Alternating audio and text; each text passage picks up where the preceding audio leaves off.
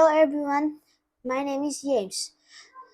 Yesterday, I have read 4 pages of the book Little House in the Big Woods. So let's continue to page 5 to 8.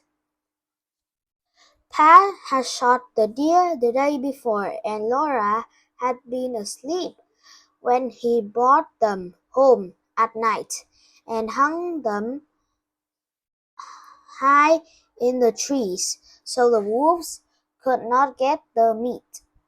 That day, Pa and Ma and Laura and Mary had fresh venison for dinner. It was so good that Laura wished they could eat it all, but most of the meat should be salt and smoked and packed away to be eaten in the winter. For winter was coming, the days were shorter, and frost crawled up the window panes at night, so the snow would come when the log house would be almost buried in snowdrift, and the lake and the streams would freeze. In the bitter cold weather, Pa would not be sure of finding any wild game to shoot for meat. The bears would be hidden away in their dens, where they slept soundly all winter long. The squirrels would be curled in their nests in hollow trees, with their furry tails wrapped snugly around their noses, and the deers and the rabbits would be shined and sniffed. Even if Pa could get a deer, it would be poor and thin, not fat and plump as a deer are in the fall. Pa might hunt alone all day in the bitter cold in the big woods covered with snow, and come home at night with nothing for Ma and Mary and Laura to eat. So as much food as possible must be stored away in the little house before winter came. Pa skinned the deer carefully and salt and stretched in hens before he would make soft leather for them.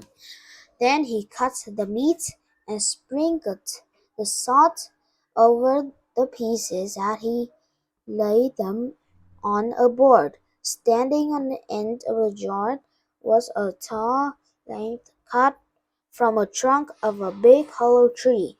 Pa had driven nails inside as far as he could reach from each end. He stood up, he stood it up, put a little roof over the top, and cut a little door on one side near the bottom.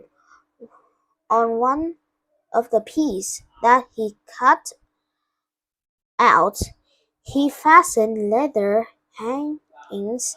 Then he fitted it into place, and that was the little door with the bark still on it.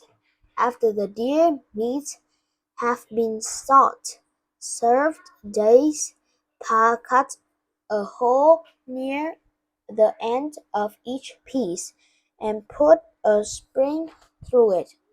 Laura watched him do this, and then she watched him hang the meat on the nails and hold the log. He reached through the little door and hung meat on the nails as far as he could reach. Then he put ladder against the log, climbed up to the top, moved the roof on one side, reached down inside, to hang the meat on those nails.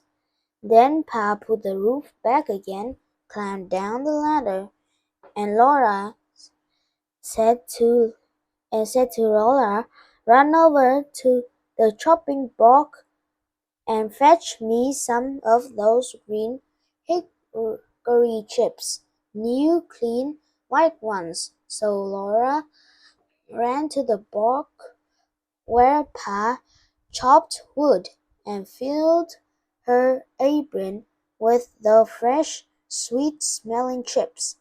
Just inside the little door in the holly log, Pa put a fire of tiny bits of bark and moss, and he laid some of the chips on it very carefully. Instead of burning quickly, the green chips